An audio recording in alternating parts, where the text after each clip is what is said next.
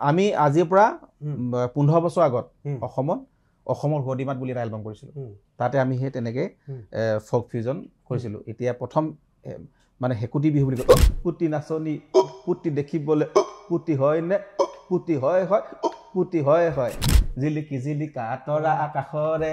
ও চৰ খেলা আহিলে ঢোলকু বাঁহী বাজিলে চৰ খেলা আহিলে ঢোলকু বাঁহী বাজিলে আই দাদা নাচং আজিয়া কি ৰাম ঐ ৰাম এ আই দাদা নাচং আজিয়া এ আই দাদা নাচং আজি ঐ ৰাম আই দাদা নাচং আজিয়া কি ৰাম ঐ ৰাম আই দাদা নাচং আজিয়া মই ভাবিছোঁ যে অনুৰাগক আমি এটা উচিত সন্মান দিয়াটো প্ৰয়োজন আৰু দেখুৱাই দিব লাগে আচলতে অসমৰ মানুহক এইটো কৰিব লাগিছিল বেলেগ জাতীয় সংগঠনবিলাকে কিন্তু তেওঁলোকে কৰা নেদেখিলোঁ যিহেতু আমিয়ে কৰি দেখুৱাব লাগিব মই যেতিয়া ধৰক মিউজিক যেতিয়া মই ক্লাছ দিওঁ মানে ছিংগাৰখিনি যিখিনি আহে মোৰ তাতে অকণমান শিকিব আহে মই সদায় প্ৰথম কওঁ যে ভূপেন হাজৰিকাৰ 5টা গান জয়ন্ত হাজৰিকাদেৱৰ 5টা গান জুবিন গাৰ্গৰ 10টা গান আৰু দীপালী বঠাকুৰ বাইদেউৰ গান ডলি ঘোষৰ গান তেনেকৈ অসমৰ যিখিনি স্বনামধন্য শিল্পী আছে পুলক বেনাৰ্জীদেৱৰ গান সংগীতা বঠাকুৰৰ গান অৰ্চনা মহন্ত খগেন মহন্তদেৱৰ কিছু বিহুৰীয়া গীত এনেকুৱাখিনি গান যদি এটলিষ্ট 30টা গানো যদি শিকি লয় এগৰাকী কণ্ঠশিল্পীয়ে হা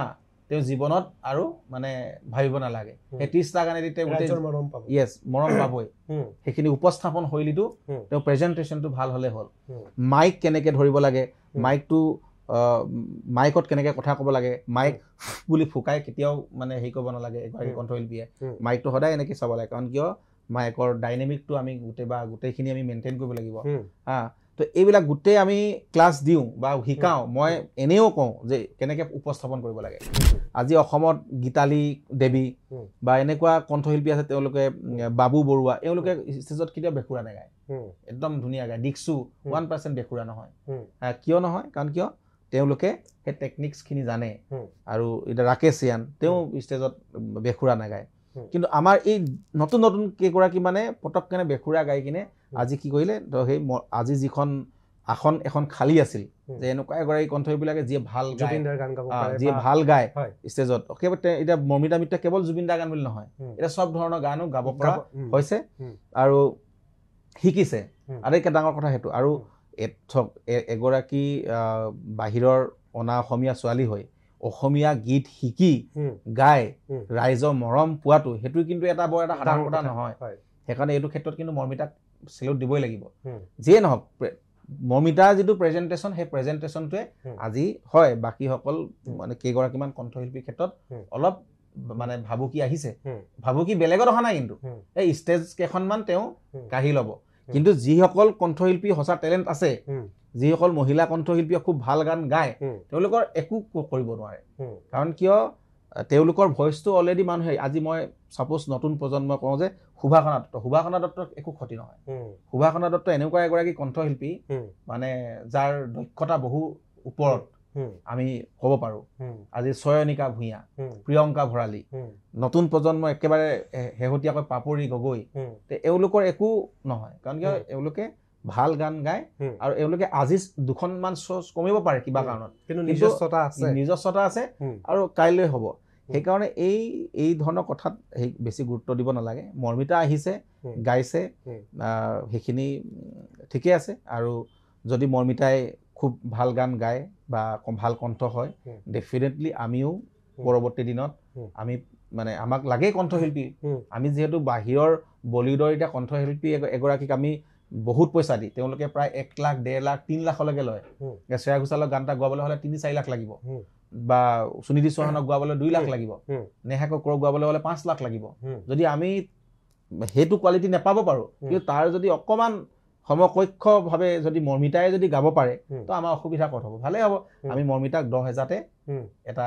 গান গোৱাব পাৰিম সেইটো আৰু অসমৰ ৰাইজেও সেইটো এটা গান পাব এটা নতুন গান পাব আৰু আগতেও বহু গীত অনা অসমীয়া সকলোৱে গাইছে কিন্তু এটা কথা উপস্থাপনটো শুদ্ধ হ'ব লাগিব আজি যিকেইটা গীত গাইছে মৰ্মিতাই অসমীয়া গীত তাতে উচ্চাৰণ অকণমান হেৰি আছে সেই উচ্চাৰণটো যদি ভাল কৰি লয় ঠিক কৰি লয় পৰৱৰ্তী সময়ত আমিও কাম কৰিম আমাৰ লগত কাম কৰিব বিভিন্নজনৰ লগত কাম কৰিব আৰু তেতিয়াহে মানে অসমত এখন মানে যিখন সমূহীয়া এখন মঞ্চ সেইখন পাব কাৰণ কি অসমৰ সংগীত জগতৰ লগত এতিয়া একাকাৰ হোৱা নাই এতিয়া ধৰক আৰু অসমত বিভিন্ন মঞ্চ অনুষ্ঠানৰ লগতহে মমিতা একাকাৰ হৈছে অসমৰ বিভিন্ন ধৰণৰ ভাষা ভাষী মানুহ আছে অসমৰ লোক সংস্কৃতি পৃথক অসমৰ ঠাই বিশেষে খাদ্য সম্ভাৰৰ পৰা আৰম্ভ কৰি পোছাক পৰ্যন্ত পৃথক গতিকে অসম ৰাজ্যখন সম্পূৰ্ণ পৃথক গোটেই আটাইতকৈ গঠনমূলক কথা পাতি থৈছোঁ আজি অজয় ফুকনৰ লগত আৰু এই বেছি পাতি থাকিলে বা মমিতা কথা যদি বেছি আমাৰ মানে হেৰি কৰি থাকে ভয় কৰি থাকে বা কোনোবা শংকাত ভুগি থাকে তেতিয়া মানে বেছি আমাৰ নিজৰহে বেয়া হ'ব সেইকাৰণে ওয়েলকাম কৰিব লাগে সকলোৱে মিলি শিল্পীৰ কোনো ভাষা বা ধৰ্ম বা জাতি থাকিব নালাগে মই এটা কথাই কওঁ যে মই যেতিয়া কাম কৰিছোঁ যেতিয়া মানে ধৰক থিয়েটাৰত বা চিনেমাত যেতিয়া কাম কৰিছোঁ মই অসমত যিমান বাঘা মিউজিক ডাইৰেক্টৰ আছিল ডাঙৰ হেৰি আছিলে যদি এখন থিয়েটাৰত যদি জুবিন দাই মিউজিক কৰিছে পলাশ দাই মিউজিক কৰিছে দিগন্ত ভাৰতীদেৱে মিউজিক কৰিছে তোৱালী শৰ্মা বাইদেৱে মিউজিক কৰিছে তাতে ময়ো কৰিছোঁ তো এনেকৈ ধৰণেও আমি কাম কৰিছোঁ চেলেঞ্জ হিচাপে লৈ ডেফিনেটলি আৰু ধৰক কোনোবা এবছৰ মোৰ গান একেবাৰে চলা নাই কিন্তু কোনোবা মানে একেৰাহে 2-3 বছৰ কেৱল মোৰ গানে জনপ্ৰিয় হৈছে আবাহন বুলি নহয় বৃন্দাবনে হওক প্ৰতিখন থিয়েটাৰত মই যিমান কাম কৰিছোঁ প্ৰতিখনে জনপ্ৰিয় হৈছে কিন্তু এইটো নহয় যে মোৰ গান জনপ্ৰিয় হৈছে বুলি যে তেওঁলোকৰ মাজতে ৰাখিছোঁ আপোনাৰ এটা তেওঁলোক সদায় অসমৰ একোগৰাকী সংগীতজ্ঞ হয় তেখেতসকলক আমি চাই তেখেতসকলৰ আমি হেৰি কৰিয়েই আজি মানে আমি সংগীত কৰিব লৈছোঁ আজি পলাশ গগৈয়ে যি ধৰণৰ গীত বনায় সেই ধৰণৰ গীত মই কেতিয়া বনাব পাম বুলি মই নিজে যেতিয়া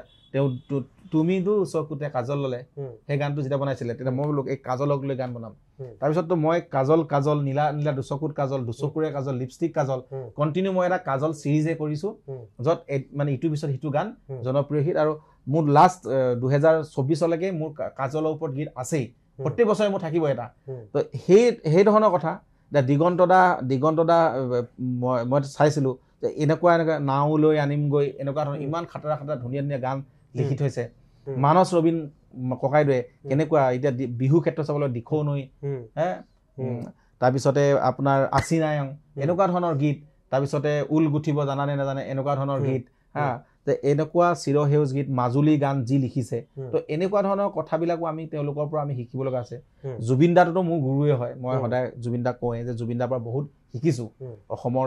আচলতে গান কেনেকৈ সৃষ্টি কৰিব লাগে সেইটো জুবিন দাৰ পৰাই শিকিছোঁ জুবিন দাক চাই কাৰণ কিয় গোটেই ৰাতি নাই বুলি ক'লে 5 বছৰ ৰাতি কেৱল জুবিন দাৰ লগত থাকোঁ জুবিন দাৰ প্ৰতিটো বস্তুক মই মানে সূক্ষ্মভাৱে একদম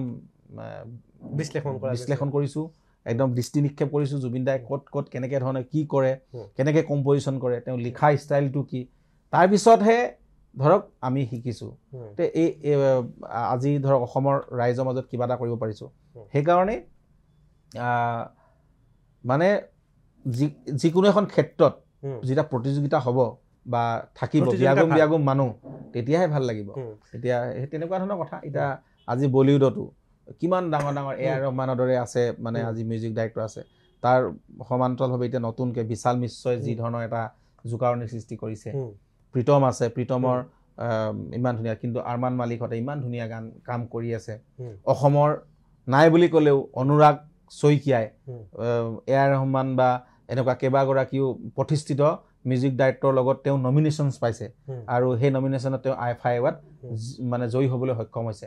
এইবিলাক হ'ল এটা আমাৰ কাৰণে ডাঙৰ কথা আলোচনা হ'ব লাগে এনেকুৱা আজি অনুৰাগক লৈ কিন্তু সিমান আলোচনা নহ'ল আজি যি ধৰণে আইফা এৱাৰ্ড পোৱাটো এটা সাধাৰণ কথা নহয় কিন্তু আমাৰ গোটেই ভাৰতবৰ্ষৰ ভিতৰত আৰু নহয় আৰু সেই নেটফ্লিক্স গোটেই অল ৱৰ্ল্ডত চলে তাৰ ভিতৰত অনুৰাগ শইকীয়াই মেটছৰ কাৰণে ইস্ক হে যিটো গান ইমান ধুনীয়া লাগে সেই গীতটোৰ কাৰণে তেওঁ আইফা মানে এৱাৰ্ডৰ বেষ্ট মানে টাইটেল সং মানে এৱাৰ্ড পাইছে তো এইখিনিক লৈ আমি যদি বহুত বেছি গৌৰৱ কৰিলোঁ হয় তেতিয়াহে আমি ক'ৰবাত আমাৰ জাতি প্ৰেম যিটো আমি জাতি প্ৰেমৰ কথা কৈ থাকোঁ যেতিয়া দেৱজিৎ সাহাই যেতিয়া জিকি আহিছিলে সাৰেগামাপা অনামিকা চৌধুৰীয়ে যেতিয়া জিকি আহিছিলে নাহিৰে যেতিয়া মানে জিকা নাই যদিও হেৰি কৰি আহিছিলে তেতিয়া আমি যি ধৰণে একদম গোটেই অসমৰ সংগঠন হেৰি চব লগ লাগি এনেকুৱা ধৰণৰ এটা পৰিৱেশ সৃষ্টি কৰিছিলোঁ যে একদম তেওঁলোক এটা বেলেগ লেভেলত গুচি গ'ল কিন্তু আজি সেই তাতকৈ ওপৰত আজি অনুৰাগ শইকীয়াই অসমৰ কাৰণে এটা সম্পদ বা অসমৰ কাৰণে এটা মানে সন্মান লৈ আহিছে কিন্তু আমি অসমীয়াই কিন্তু তেওঁক যিটো সময়ত সন্মান দিব লাগিছিলে সেইটো সময়ত সন্মান দিব নোৱাৰিলোঁ এইটো এটা কিন্তু আটাইতকৈ দুৰ্ভাগ্যজনক আৰু সেইকাৰণে মই মানে বিশেষকৈ ব্যক্তিগতভাৱে মই চিন্তা কৰি যে অনুৰাগ হয়তো আহিব নোৱাৰিব পাৰে কিন্তু আমি যিটো বিহুত আমি যিটো অনুষ্ঠান কৰিম 14 তাৰিখে সেই অনুষ্ঠানত আমি বিশেষভাৱে মানে তেওঁক এটা সন্মান মানে শ্ৰেষ্ঠ অসমীয়া সন্মান এটা আমি দিম যথেষ্ট ভাল খবৰ আমি অনুৰাগ শইকীয়াক আজি আপোনালোকৰ ইয়াৰ মানে ডিবি নিউজৰ থ্ৰুৱেদি মই এইটো ঘোষণা কৰিছোঁ যে শ্ৰেষ্ঠ অসমীয়া কাৰণ কিয় মই যিটো ফ্লেটত থাকোঁ তাৰে এগৰাকী আভাসীও অনুৰাগ শইকীয়া হয় অনুৰাগে আমি একেটা ফ্লেটত থাকোঁ আমি তাতে আমাৰ দীক্ষু থাকে মই থাকোঁ পাপৰি গগৈ থাকে বিপিন চাওদাং থাকে অনুৰাগ থাকে তেনেকৈ আমি গোটেই আৰ্টিষ্ট মেক্সিমাম থাকোঁ তো সেই ক্ষেত্ৰত মই ভাবিছোঁ যে অনুৰাগক আমি এটা উচিত সন্মান দিয়াটো প্ৰয়োজন আৰু দেখুৱাই দিব লাগে আচলতে অসম মানুহক এইটো কৰিব লাগিছিল বেলেগ জাতীয় সংগঠনবিলাকে কিন্তু সেই তেওঁলোকে কৰা নেদেখিলোঁ যিহেতু আমিয়ে কৰি দেখুৱাব লাগিব নিশ্চয়কৈ ভাল খবৰ তেনেকুৱা ধৰণৰ আৰু আমি নিজে নিজৰ কামখিনি কৰি যাব লাগিব অনুষ্ঠানৰ সময়সীমাও কমি আহিছে শেষত মই যদি এটা গীত এটা যদি বা বিহু যোজনাই হওক যদি গুণগুণাই নিদিয়ে বিহু সময়ত বিহু গালে ভাল লাগিব ন তেতিয়াহ'লে অনুষ্ঠান চাই থকা দৰ্শকৰ খং উঠিব এতিয়া মই এটা ফ'ক ফিউজন এলবাম কৰি আছোঁ অসম বুলি নাম অসম গোটেই সেই এলবামটোত আচলতে মোৰ কিছুমান পুৰণা গানো থাকিব ধৰা কাজল গীতটোৱে থাকিলে তাত এটা অসমীয়া ফ'ক ফিউজন কৰিলোঁ বা কিছুমান এনেকুৱা গান থাকিব অসমীয়া এটা গান তাতে আমাৰ বড়ো গীতে বা ৰাভা গীতেই হওক বা যিবিলাক লোকগীত তো এইবিলাক সংযোজন ঘটাই তো তেনেকুৱা এটা এলবাম কৰি আছোঁ অসম বুলি আৰু এতিয়া ধৰক যেনেকৈ আমি দেখোঁ যে বলিউডত চালিম চুলেমান তেওঁলোকে ভূমি বুলি এটা এলবাম কৰে বা কক ষ্টুডিঅ'ত যেনেকুৱা ধৰণে হেৰি হয় তো তেনেকুৱা ধৰণে আমাৰ অসমৰ গীত মাতক লৈ আমি আমাৰ ইয়াত আমি বিশেষকৈ এতিয়া নেদেখাই হ'লোঁ যে আমি অসমৰ গীত মাতসমূহক যদি আমি বিশ্ব দৰবাৰত লৈ যাব লাগে তো আমিও যদি তেনেকুৱা ধৰণৰ কামবিলাক কৰি থাকোঁ তো আজিকালিতো গোটেই মিউজিক প্লেটফৰ্মখন ৱৰ্ল্ড ৱাইড হৈ গৈছে তো ৱৰ্ল্ড ৱাইড হৈ যোৱাৰ লগে লগে আমাৰ গীতটো পৃথিৱীৰ যিকোনো মানে স্তৰত বা যিকোনো অংশত শুনিব পাৰে সেনেকুৱাই এতিয়া আমি ধৰি তুমি বাৰু ভাবিছা তুমিয়ে ধুনীয়া তোমাতকৈ ধুনীয়া নাই তোমাৰে চেহেৰা জাতিলাও তোৰ নিচিনা কেৰে কেৰে পি দাঁতে হেৰৈলো থুপটো বুঢ়ী হলে নিনিওতো সমনীয়াই হাঁহিব মোক তাৰপিছত কাজল দুচকুতে এসাগৰ মৰম আছে কাৰ বাবে আকৌ ইয়াত অকণমান হিন্দী মিছ কৰিলোঁ নীলি নীলি আঁখে ক্যা কেহতি হে মুঝকো পাতা নাহি এনেকুৱা ধৰণৰ ইউজ কৰিলোঁ তো এনেকৈ কৰি ধৰক মানে এটা এলবাম বা এতিয়া মই শেহতীয়াকৈ এটা গানো কৰিছোঁ য'ত এতিয়া মিচিং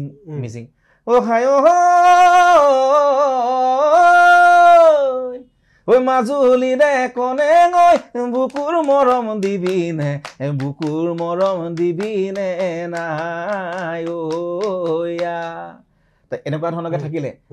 ইয়াৰ পিছত আমি ধৰক অসমীয়া এটা তাৰপিছতে এনেকুৱা ধৰণৰ এটা গান মই তাতে হেৰি কৰিছোঁ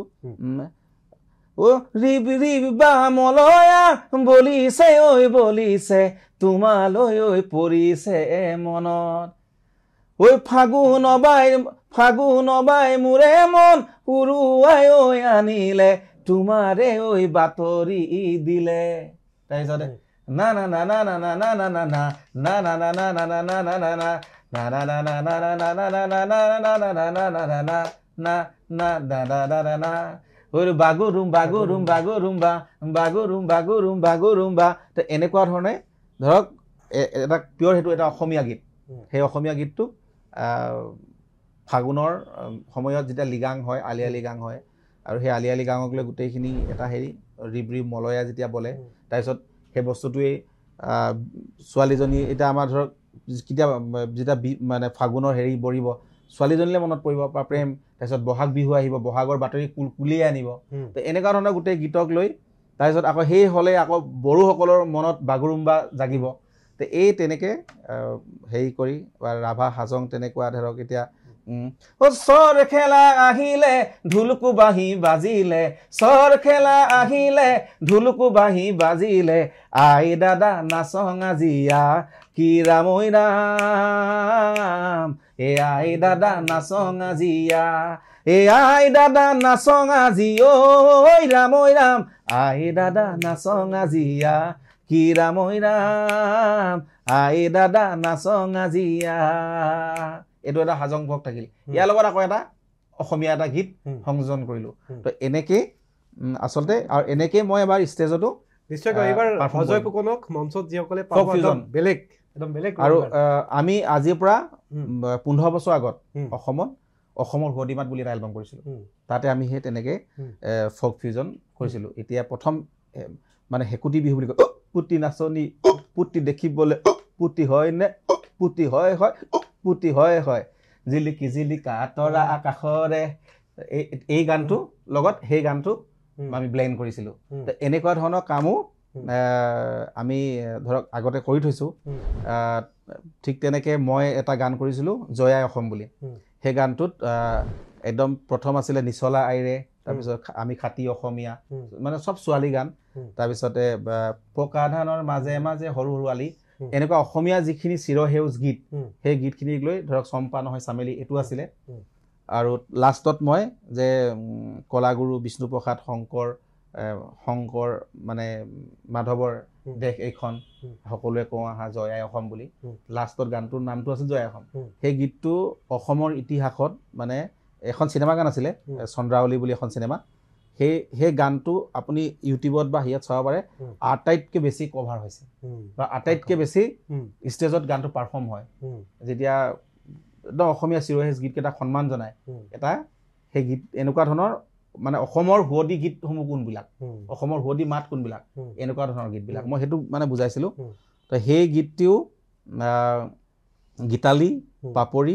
সুস্মিতা তিনিগৰাকীয়ে গাইছিলে এতিয়া গীতালী আৰু পাপৰিয়ে সেইটো গান মানে তেওঁলোকে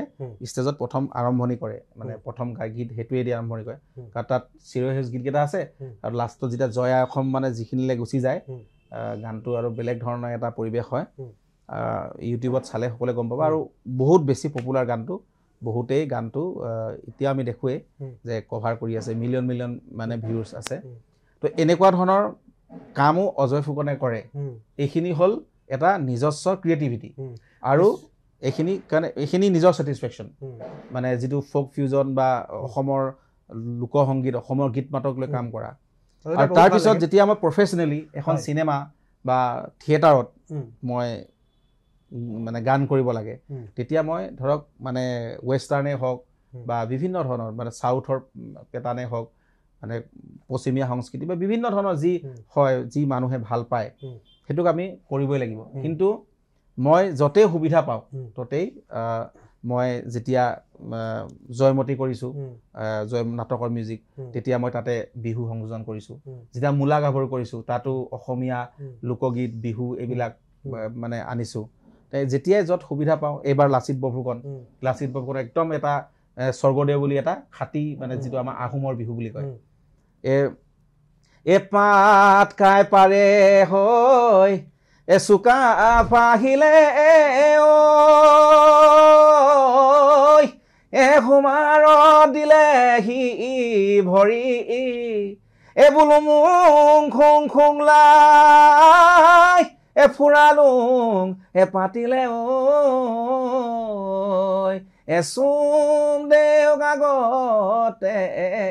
ৰাখি চৰায়ে তুলিলেহে জয় মালতী চহৰা পোৱালিহি জয় মালতী গছৰ নোডাল শুৱনি কৰি আমাকো তুলিলেহে জয় মালতী আমাৰ গোপায়ে জয় মালতী বৰেনো ঘৰ শুৱনি বৰেনো ঘৰ শুৱনি কৰি তাৰপিছত হুঁচৰি আছে লাইটৰ শেষত এনেকৈ ঐ কালি দুপৰীয়া মৰিবলগীয়া হুকেনো কোন্দা মাৰি ধৰে কি ডাঙৰ মাই পানী মাই পোনা মাই বহাগী বতৰা গাতে কি ততে নাই দেখি ঐ অলিয়া ঐ কৰিলি ঐ বলিয়া ঐ কৰিলি ঐ মোক ঐ অলিয়া ঐ কৰিলি ঐ বলিয়া ঐ কৰিলি ঐ মোক ঐ চিত পখিলা উৰা দি উৰতে নাচনি তা কৰি ঐ ঘূৰা দি ঘূৰতে নাচনি তা কৰি ঐ তা কৰি ডাক তাকে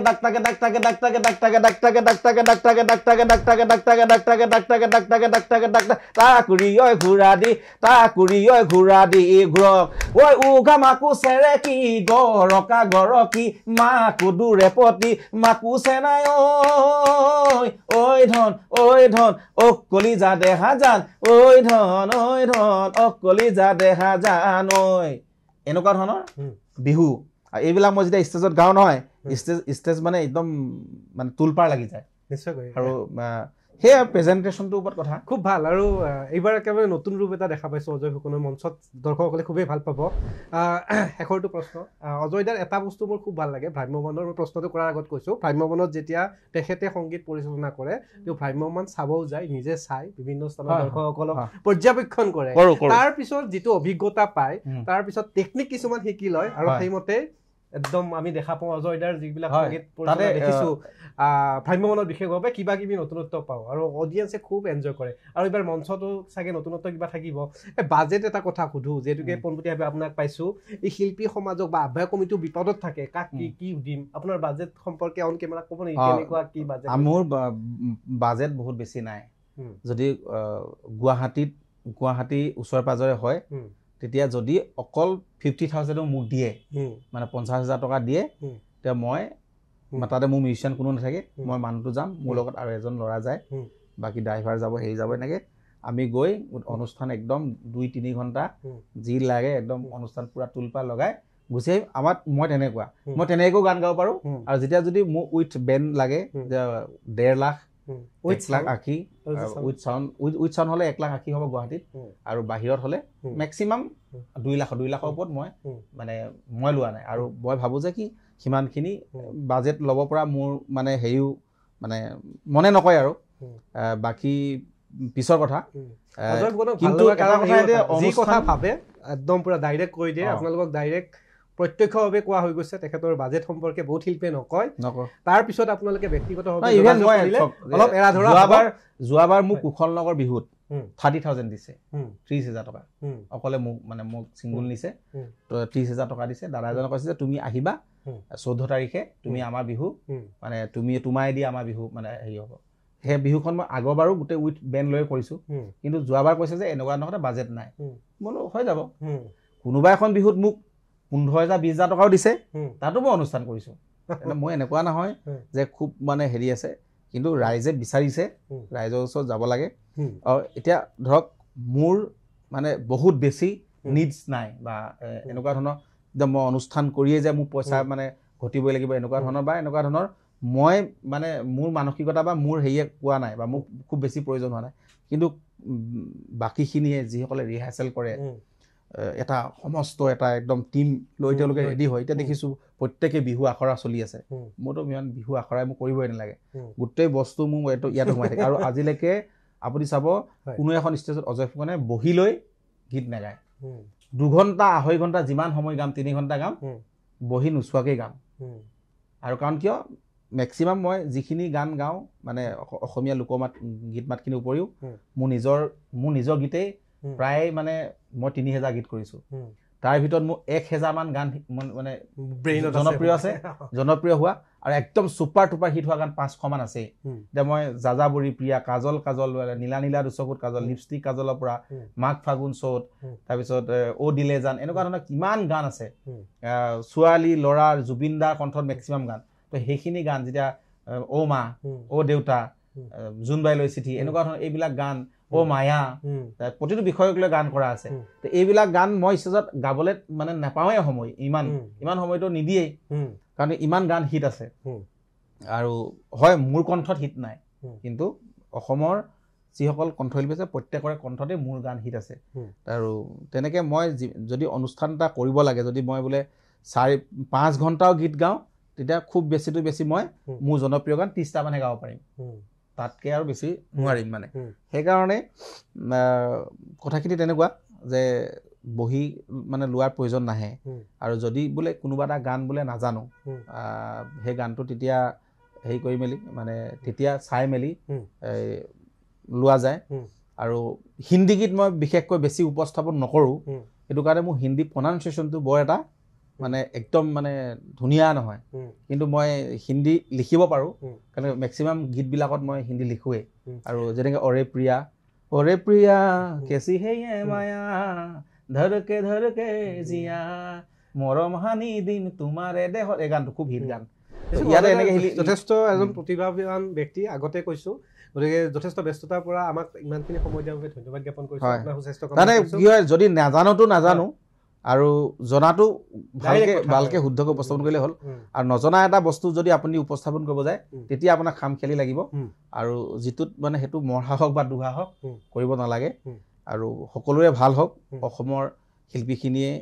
আচলতে বিহুলৈ বহুত বাচ্চাই থাকে তেওঁলোকৰ ভাত কোনেও নামাৰক বা তেওঁলোকক লৈ কোনেও বেয়া কথা নকওক কাৰণ কি তেওঁলোকৰ যিখিনি আচলতে কষ্ট স্বীকাৰ কৰিছে আজি দেখিছোঁ মই বহুতক কিছুমানে হয় এইটো প্ৰত্যেকখন ক্ষেত্ৰতেই কিছুমানে কেতিয়াবা ধৰা মানে সোণৰ চামুচ লৈ আহে বা কেতিয়াবা কোনোবাই ওপৰতে পাই যায় এইটো বহুত কম সেইটো 3-4 জন মানুহৰ ক্ষেত্ৰত হ'ব বা ক্ৰিকেট খেলতে হওক বা ফুটবল খেলতো হওক বা মিডিয়া লাইনতো হওক আপোনালোকে ইমান কষ্ট কৰি আছে কিন্তু আপোনালোকে পিছত অহা কোনোবাই আজি ধৰক বহুত নাম লৈ কিনে এনে আহি আছে তো এনেকুৱা সব ক্ষেত্ৰত থাকিব কিন্তু খুব কম বেছি নহয় সেইটোক লৈ আমি সংকাত ভুগিব নালাগে আমি বেলেগক আমি চকু কৰিব নালাগে যে আমি নিজে যি কৰিছোঁ সেইটো ভালকৈ কৰিব লাগে মোৰ মতে সেইটো কথা নিশ্চয়কৈ বিদায় লৈছোঁ আপোনাকো ধন্যবাদ জ্ঞাপন কৰিছোঁ আৰু যিসকল দৰ্শকে ডিবি নিউজ চাই আছে আপোনালোককো ধন্যবাদ জ্ঞাপন কৰিছোঁ আৰু ডিবি নিউজৰ জৰিয়তে সমূহ অসমবাসীলৈ মই আগন্তুক ৰঙালী বিহুৰ বহুত হিয়া ভৰা শুভেচ্ছা যাচিছোঁ আমাৰ অসমীয়া নৱবৰ্ষ আৰু লগতে দৈনন্দিন বাৰ্তা ডিবি নিউজ অসমৰ সংবাদ জগতৰ এক প্ৰহৰী বুলি ক'ব লাগিব আৰু অসমৰ সংবাদ জগতখনক বহুত ধুনীয়াকৈ আগুৱাই লৈ গৈ আছে আৰু মই আশা কৰোঁ তেওঁলোকৰ পৰিয়াললৈকো মই শুভেচ্ছা জ্ঞাপন কৰিছোঁ অভিনন্দন জ্ঞাপন কৰিছোঁ আৰু তেখেতসকলেও সত্যনিষ্ঠভাৱে অসমৰ সংবাদ জগতলৈ যিখিনি অৰিহণা আগবঢ়াইছে তাৰ কাৰণে চিৰকৃতজ্ঞ হৈ ৰৈছোঁ আগুৱাই যাওক আৰু তেখেতসকলে ভাল বাৰ্তা প্ৰেৰণ কৰি যাওক অসমীয়া ৰাইজলৈ ধন্যবাদ